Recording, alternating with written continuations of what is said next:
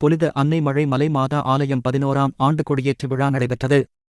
சென்னையை அடுத்த செம்மஞ்சேரி சுனாமி குடியிருப்பு பகுதியில் உள்ள புனித அன்னை மழை மலை மாதா ஆலயத்தின் 11ஆம் ஆண்டு கொடியேற்று விழா பக்தர்கள் சூழ வெகு விமரிசையாக நடைபெற்றது.